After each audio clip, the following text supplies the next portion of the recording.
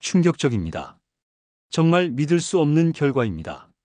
하버드 대학교의 심리학 교수 마이클 레비가 연구 결과를 보며 던진 첫마디입니다. MIT와 옥스퍼드 대학의 교수들도 똑같은 반응을 보였죠. 세계 최고의 석학들이 한 나라의 학생들에 대한 연구 결과를 보고 경악했습니다. 그 주인공은 바로 한국 학생들이었습니다. 이건 단순한 통계가 아닙니다. 인류 역사상 유례없는 현상입니다. 여러분은 지금 역사적인 순간을 목격하고 있습니다. 세계 최고 석학들이 한국인의 능력에 고개를 숙이는 순간이죠. 도대체 무슨 일이 벌어진 걸까요? 한국에서 온 유학생들을 가르치면서 항상 의문이 있었습니다. 존스 홉킨스 대학의 행동심리학 석좌 교수 로렌스 밀러의 증언입니다. 그는 20년간 세계 각국의 학생들을 연구해 왔습니다. 그들은 뭔가 달랐어요. 단순히 열심히 공부한다는 차원이 아니었습니다. 그들의 뇌는 마치 다른 방식으로 작동하는 것 같았죠.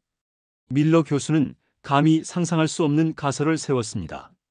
한국 학생들의 능력은 선천적이 아니라 후천적으로 형성된 특별한 정신 구조에서 비롯된 것이다. 이 가설을 증명하기 위해 그는 3년에 걸친 대규모 연구를 시작했습니다. 연구 과정에서 밀러 교수가 발견한 것은 충격적이었습니다.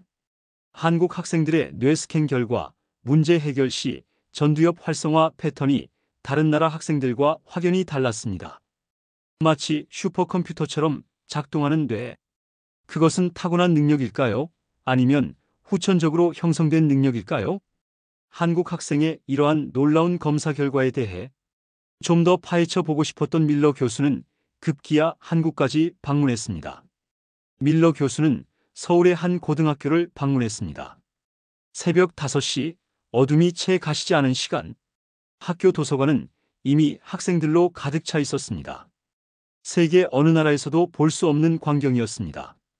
10대 청소년들이 자발적으로 새벽부터 공부하고 있었어요. 그들의 눈빛에서 뭔가 특별한 결의를 볼 수 있었습니다. 밀러 교수는 궁금했습니다. 이 특별한 능력의 비밀은 무엇일까? 단순한 교육 시스템의 차이일까? 아니면 유전적 요인? 답을 찾기 위해 그는 세계 6개국 3,000명의 학생들을 대상으로 전례 없는 대규모 실험을 시작했습니다. 그 결과는 전 세계 학계를 발칵 뒤집어 놓았습니다.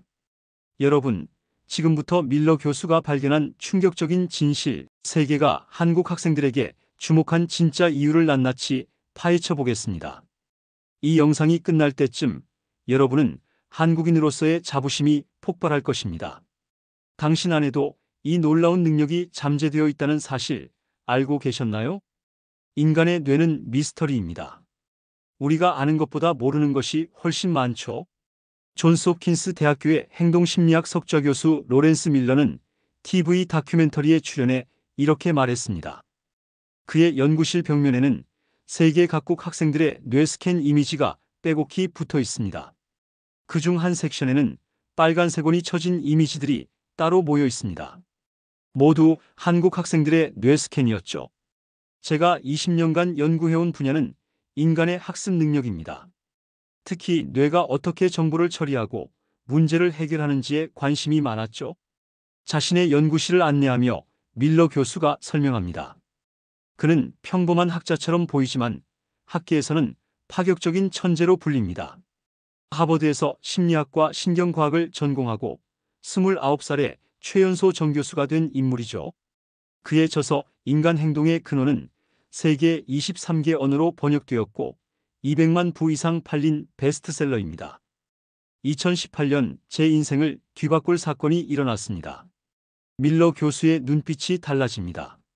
저는 평소처럼 학생들의 뇌활동 데이터를 분석하고 있었어요. 그런데 몇몇 데이터가 너무 이상했습니다. 화면이 전환되며 밀러 교수의 회상 장면이 나옵니다. 그는 밤늦게까지 컴퓨터 앞에 앉아 데이터를 분석하고 있었습니다. 갑자기 그의 표정이 굳어집니다. 컴퓨터 화면에는 다른 그래프와 완전히 다른 패턴을 보이는 붉은색 선이 나타납니다. 처음에는 기계 오류라고 생각했습니다. 밀러 교수가 웃으며 말합니다. 이런 패턴은 본 적이 없었거든요. 그래서 연구실 기술자를 불러 장비를 점검했죠. 하지만 장비는 멀쩡했습니다. 다음 날 그는 이 특이한 데이터의 출처를 확인했습니다. 놀랍게도 모두 한국 유학생들의 것이었습니다. 단순한 우연일까요? 제가 과학자라서 확률적 오류의 가능성을 배제할 수 없었죠. 그래서 더 많은 한국 학생들을 실험에 참여시켰습니다. 밀러 교수의 눈이 빛납니다. 그리고 같은 패턴이 계속해서 나타났습니다. 한국 학생들의 뇌는 문제 해결 과정에서 독특한 신경망 활성화 패턴을 보였습니다. 특히 실패 후 재도전 과정에서 전두엽과 측두엽의 연계가 다른 학생들보다 훨씬 강했습니다. 마치 슈퍼컴퓨터처럼 다중 처리가 가능한 뇌였죠. 제 동료 교수들은 제가 미쳤다고 생각했습니다. 밀러 교수가 너털 웃음을 지으며 회상합니다. 한국 학생들의 뇌가 다르다니 인종차별적 발언처럼 들릴 수도 있었으니까요. 하지만 저는 과학자로서 데이터를 무시할 수 없었습니다. 밀러 교수는 과감한 도전에 나섰습니다. 미국 국립과학재단 NSF에 $200만 연구 지원금을 신청한 것입니다. 프로젝트명은 글로벌 학습자의 신경 활성화 패턴 비교 연구였지만 비공식적으로는 한국인의 비밀이라고 불렸습니다. 놀랍게도 국립과학재단은 이 파격적인 연구에 전액 지원을 결정했습니다. 세계적인 신경과학자들이 로렌스의 팀에 합류했고 전 세계 6개국에서 연구센터가 설립되었습니다. 저는 이 연구가 단순한 학문적 호기심을 넘어 인류의 학습 능력 향상에 기여할 수 있을 거라 확신했습니다. 밀러 교수의 눈빛에서 결연한 의지가 느껴집니다. 만약 한국 학생들의 특별한 능력이 후천적으로 형성된 것이라면 다른 사람들도 그 방법을 배울 수 있을 테니까요. 밀러 교수는 서울행 비행기에 몸을 실었습니다. 그의 손에는 한국 학생의 비밀 세계 최고 두뇌의 형성 과정이라는 제목의 연구 계획서가 들려 있었습니다. 이 여정이 인류의 학습 방식에 혁명을 가져올지 아무도 예상하지 못했습니다. 과학적 연구는 완벽한 설계에서 시작됩니다. 밀러 교수의 연구팀이 서울 신촌의 한 대학 강당에 모였습니다. 벽면에는 거대한 연구 계획도가 투사되어 있습니다. 세계 지도 위에 6개의 빨간 점이 빛나고 있죠. 미국 보스턴, 독일 베를린, 일본 도쿄, 인도 뉴델리, 중국 베이징, 그리고 한국 서울. 이곳들은 연구가 진행될 핵심 거점이었습니다. 우리는 인류 역사상 가장 종합적인 학습 능력 비교 연구를 시작합니다. 밀러 교수가 청중을 향해 선언합니다. 그의 뒤로는 노벨상 수상자 2명을 포함한 25명의 세계적 석학들이 서 있습니다. 이 연구의 결과가 학습의 미래를 바꿀 것입니다. 연구 대상은 6개국에서 각각 500명, 총 3,000명의 학생들이었습니다. 15살부터 22살까지 다양한 연령층의 고등학생과 중요한 것은 모든 변수를 통제하는 것이었습니다. 성별, 사회 경제적 배경, 지능지수 IQ까지 모든 집단에서 균등하게 맞추었죠. 우리는 객관성을 위해 이중맹검법을 적용했습니다.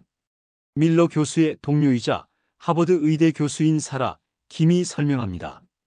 연구자들은 어떤 데이터가 어느 국가 학생의 것인지 모르는 상태에서 분석을 진행했죠. 이렇게 하면 편향을 최소화할 수 있습니다. 연구는 3가지 핵심 영역에 집중했습니다. 첫째, 문제 해결력. 둘째, 집중력 지속 시간. 셋째, 실패 이후의 반응. 이 3요소는 학업 성취도와 직접적인 연관이 있는 것으로 알려져 있습니다. 첫 번째 실험은 충격적이었습니다. 연구팀은 학생들에게 거의 불가능한 퍼즐을 풀게 했습니다. 이것은 의도적으로 실패를 경험하게 하기 위한 설계였죠. 문제는 2가지뿐이었습니다. 밀러 교수가 설명합니다. 첫째, 이 문제는 해결책이 없습니다.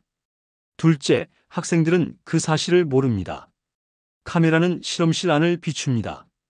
한 학생이 좌절감에 책상을 내려치는 모습, 또 다른 학생은 포기하고 자리를 떠나는 모습, 그리고 한 한국 학생은 계속해서 다양한 방법을 시도하며 문제 해결에 집중하고 있습니다. 2시간이 지나도 그는 포기하지 않았습니다. 우리는 실험 시간을 3시간으로 제한했습니다. 밀러 교수의 목소리가 흥분으로 떨립니다. 그런데 한국 학생들 중 68%가 시간 제한까지 계속해서 문제를 풀려고 시도했습니다. 다른 나라 학생들의 평균은 27%에 불과했죠. 다음 실험은 더욱 흥미로웠습니다. 연구팀은 최첨단 기능성 자기 공명 영상 fMRI 장비를 사용해 학생들의 뇌 활동을 실시간으로 스캔했습니다. 학생들이 문제를 해결하는 동안 어떤 뇌 영역이 활성화되는지 관찰한 것입니다. 그 결과는 기존 신경과학의 상식을 완전히 뒤엎었습니다. 연구팀의 신경과학자 제임스 황이 말합니다. 한국 학생들은 문제 해결 과정에서 전두엽이성, 판단과 변연계 감정과 동시에 활성화되는 특이한 패턴을 보였습니다. 이런 패턴은 다른 학생들에게서는 거의 나타나지 않았죠. 세 번째 실험은 집중력 테스트였습니다. 학생들에게 단조로운 작업을 주고 얼마나 오래 집중력을 유지하는지 측정했습니다. 연구팀은 눈동자 움직임, 뇌파, 심박수 등 다양한 생체 신호를 측정했습니다. 평균적으로 미국 학생들은 22분, 독일 학생들은 25분, 일본 학생들은 28분 동안 집중력을 유지했습니다. 밀러 교수가 데이터를 가리키며 말합니다. 그런데 한국 학생들은 놀랍게도 평균 38분이었습니다. 거의 2배에 가까운 차이였죠. 이 모든 실험은 동시에 6개국에서 진행되었고 데이터는 실시간으로 중앙 서버에 수집되었습니다. 3년에 걸친 방대한 연구, 그 결과는 과연 무엇이었을까요? 우리는 처음으로 한국 학생 현상의 실체에 다가갔습니다. 밀러 교수의 눈빛이 빛납니다. 그리고 우리가 발견한 것은 단순한 학문적 호기심을 넘어 교육의 패러다임을 바꿀 수 있는 혁명적인 발견이었습니다. 연구의 첫 번째 핵심 발견은 회복 탄력성이었습니다. 한국 학생들은 실패 앞에서 절대 굴하지 않는 놀라운 정신력을 보여주었습니다. 그 비밀은 무엇이었을까요? 인간은 실패를 어떻게 받아들일까요? 밀러 교수가 강연장에 모인 수백 명의 청중에게 질문을 던집니다. 이곳은 런던 왕립학회, 세계에서 가장 오래되고 권위 있는 학술단체입니다. 700년 역사의 강연장에는 노벨상 수상자들과 세계 각국의 석학들이 모여 있습니다. 대부분의 사람들은 실패를 마주하면 좌절합니다. 포기하죠. 그리고 다른 것으로 관심을 돌립니다. 밀러 교수의 뒤로는 거대한 스크린이 있고 다양한 실험 장면이 재생되고 있습니다. 하지만 우리는 한 집단에서 완전히 다른 반응을 발견했습니다. 스크린에는 충격적인 통계가 나타납니다. 실패 후 재도전 비율. 한국 92%, 미국 67%, 독일 58%, 일본 63%, 중국 71%, 인도 64%. 한국 학생들의 92%가 실패 후에도 다시 해보겠다는 반응을 보였습니다. 밀러 교수의 목소리에 경이로움이 묻어납니다. 이것은 단순한 문화적 차이를 넘어선 현상입니다. 우리는 이것을 한국형 회복 탄력성이라고 명명했습니다.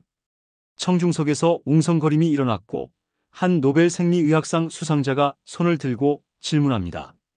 혹시 이런 차이가 생물학적 요인에서 비롯된 것은 아닌가요? 밀러 교수는 미소를 지으며 대답합니다. 훌륭한 질문입니다. 우리도 같은 의문을 가졌습니다. 그래서 유전학적 분석도 실시했죠. 결론부터 말씀드리면 이것은 선천적인 것이 아닙니다. 완전히 후천적으로 형성된 능력입니다. 스크린에는 이제 한국의 한 고등학교 교실 모습이 나타납니다. 학생들이 시험지를 받고 있고 선생님이 말합니다. 여러분, 이번 시험은 매우 어렵습니다. 하지만 포기하지 마세요. 실패는 성공의 어머니입니다. 한국에서는 어린 시절부터 실패를 통한 학습을 강조합니다. 밀러 교수가 설명합니다. 우리 연구팀은 한국 학생들과 깊이 있는 인터뷰를 진행했습니다. 그들에게 왜 포기하지 않느냐고 물었죠. 스크린에는 한 한국 학생의 인터뷰 영상이 나옵니다. 포기는 선택지가 아니에요. 어렸을 때부터 끝까지 해보라고 배웠어요. 10번 찍어 안 넘어가는 나무가 없다잖아요. 다른 학생은 이렇게 말합니다. 실패가 두렵지 않아요. 오히려 실패를 통해 배우는 것이 많죠. 우리는 수능을 준비하면서 몇 번이나 실패를 경험하는데 그때마다 다시 일어나는 법을 배워요. 밀러 교수는 계속해서 설명합니다. 더 놀라운 것은 제도전의 질적 차이였습니다. 다른 나라 학생들은 같은 방법을 반복하는 경향이 있었지만 한국 학생들은 매번 다른 전략을 시도했습니다. 이것은 적응적 회복 탄력성이라는 고급 인지 기능입니다. 연구팀은 뇌 스캔을 통해 이 과정을 관찰했습니다. 실패 후 한국 학생들의 뇌에서는 전전두엽 전략 계획, 해마기억, 편도체 감정 조절과 동시에 활성화되는 특이한 패턴이 나타났습니다. 이는 실패 경험을 효과적으로 처리하고 새로운 전략을 수립하는 과정을 나타내는 것이었습니다. 우리는 이 패턴을 실패학습 회로라고 부릅니다.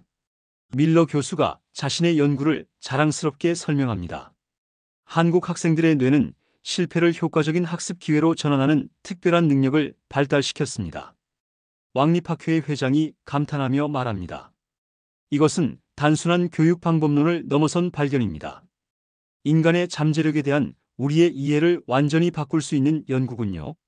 밀러 교수는 고개를 끄덕입니다. 맞습니다. 우리는 지금까지 인간의 지능을 선천적인 것으로 여겨왔습니다. 하지만 한국 학생들을 통해 배운 것은 적절한 문화적 환경과 교육 방식이 뇌의 작동 방식 자체를 바꿀 수 있다는 사실입니다. 연구팀은 이 놀라운 회복 탄력성이 어디서 비롯되었는지 추적했습니다. 그들은 한국의 역사적 배경에 주목했습니다. 한국은 지난 100년간 식민지배, 전쟁, 극심한 가난을 경험했습니다.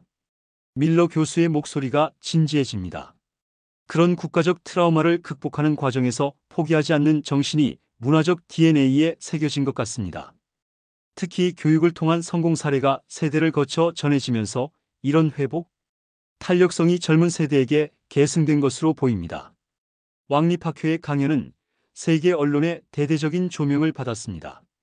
BBC 뉴스는 인간 잠재력의 새로운 발견이라는 제목으로 보도했고 뉴욕타임스는 한국 학생들의 비밀, 세계 교육의 미래를 바꾸다라는 헤드라인을 실었습니다. 하지만 밀러 교수의 연구는 여기서 끝나지 않았습니다. 그들은 한국 학생들의 두 번째 놀라운 능력을 발견했습니다. 그것은 바로 초인적 집중력이었습니다. 인간의 뇌는 본래 집중하도록 설계되지 않았습니다. 밀러 교수가 도쿄 대학에서 열린 국제신경과학 심포지엄에서 발표를 시작합니다. 세계 각국에서 모인 과학자들이 그의 말에 귀를 기울입니다. 우리의 조상들은 생존을 위해 끊임없이 주변 환경을 탐색해야 했습니다.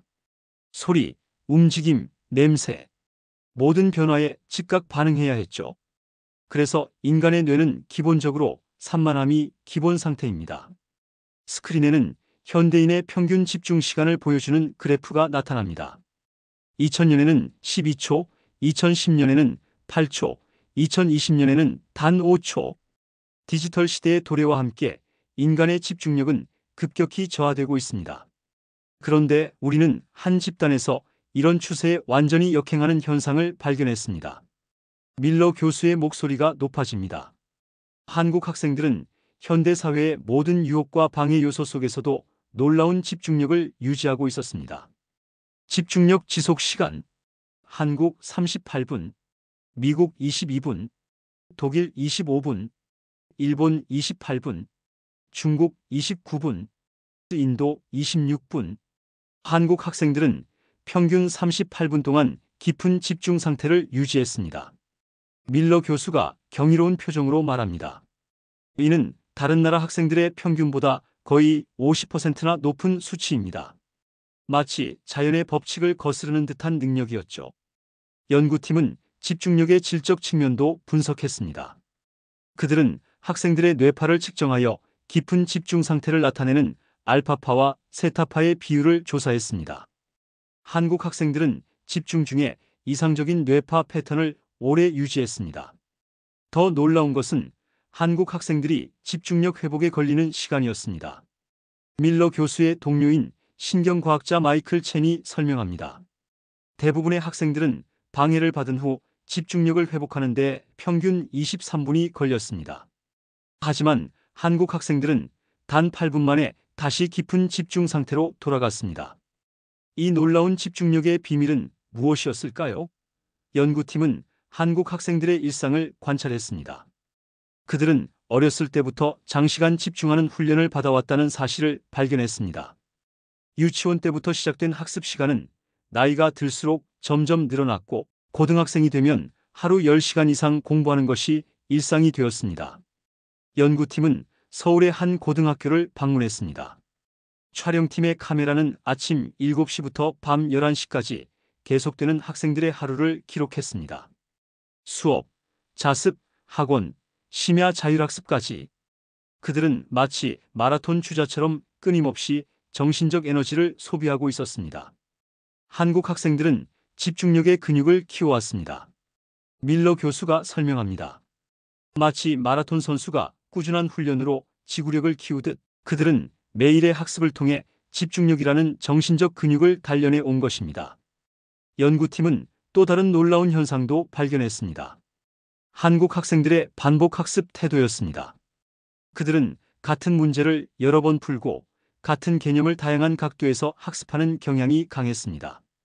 이것은 뇌의 신경회로를 강화하는 효과적인 방법이었습니다. 우리는 학생들에게 간단한 질문을 했습니다. 밀러 교수가 청중을 향해 말합니다. 더 문제를 풀고 싶습니까? 한국 학생들의 78%가 네라고 대답했습니다. 다른 나라 학생들의 평균은 33%에 불과했죠. 이와 같이 한국 학생들이 유독 뛰어난 이유가 이런 지표로 할 수 있는 것이라며 존스 홉킨스 교수가 격양된 목소리로 말을 이어갔습니다. 화면은 잠시 어두워졌다가 다시 밝아집니다. 이번에는 밀러 교수가 직접 카메라를 향해 말하고 있습니다. 제가 세계 교육계에 이 연구 결과를 발표했을 때 많은 사람들이 놀라워했습니다. 그들은 계속해서 물었습니다. 어떻게 이런 일이 가능한가요? 제 대답은 간단합니다. 한국인들은 교육을 단순한 지식 습득이 아닌 인간 형성의 과정으로 바라봤기 때문입니다. 화면은 다양한 한국 학생들의 모습으로 전환됩니다. 새벽에 일어나 학교로 향하는 고등학생, 도서관에서 밤을 새우는 대학생, 시험을 앞두고 서로를 격려하는 친구들. 이 연구가 한국 사회에 던지는 메시지도 있습니다. 여러분의 교육 문화는 분명 특별합니다. 하지만 과도한 경쟁과 스트레스는 이러한 강점을 해칠 수 있습니다. 균형이 필요합니다. 한국 교육의 핵심 가치를 지키면서도 학생들의 행복과 창의성을 증진하는 방향으로 나아가야 할 것입니다. 화면은 이제 한국의 교육 현장을 다양하게 보여줍니다. 활기찬 토론, 수업, 창의적인 프로젝트 활동, 학생들이 즐겁게 참여하는 수업들. 교육의 본질을 지키면서도 변화를 모색하는 한국 교육의 모습입니다. 제 연구는 끝났지만 한국 교육의 여정은 계속됩니다. 세계가 한국에서 배우고 있듯이 한국도 세계에서 배울 것이 있습니다. 서로의 강점을 공유하며 함께 성장하는 것이야말로 진정한 교육의 목적이 아닐까요? 밀러 교수의 말이 끝나고 카메라는 다시 처음에 그 도서관으로 돌아갑니다. 열심히 공부하던 여학생이 이제 책을 덮고 창밖을 바라봅니다. 창문에 비친 그녀의 얼굴에는 자신감과 희망이 가득합니다. 한 한국 학생이 이야기합니다. 저는 평범한 한국 학생입니다.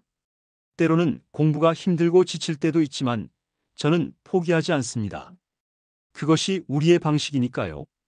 이제 세계가 우리를 주목하고 있다는 사실이 자랑스럽습니다. 하지만 더 자랑스러운 것은 우리가 이미 오래전부터 알고 있었던 진실입니다. 배움을 통해 더 나은 사람이 된다는 단순하지만 강력한 진실 말이죠. 그녀가 창밖을 바라보는 장면에서 카메라는 서서히 밖으로 이동하여 서울의 밤하늘을 비춥니다. 빌딩 숲 사이로 보이는 별들, 그리고 그 아래에서 빛나는 수많은 창문들. 그 창문마다 한 명의 학생이 한국의 미래가 있습니다. 세계를 감동시킨 힘, 당신 안에도 있습니다. 포기하지 않는 정신, 끊임없이 배우고자 하는 열정, 그리고 더 나은 자신이 되겠다는 의지. 이것이 바로 한국인의 정신, 우리의 자랑입니다. 수많은 별이 빛나는 서울의 밤하늘이 화면을 가득 채웁니다. 그 별들은 마치 미래를 향해 나아가는 한국 청소년들의 꿈과 희망을 상징하는 듯합니다. 그들의 놀라운 정신력은 앞으로도 세계를 계속해서 감동시킬 것입니다. 여러분은 한국인의 어떤 점이 가장 자랑스러우신가요? 댓글로 함께 이야기 나눠요. 이 영상이 도움이 되셨다면 좋아요와 구독 부탁드립니다. 다음 영상에서 더 흥미로운 이야기로 찾아뵙겠습니다. 감사합니다.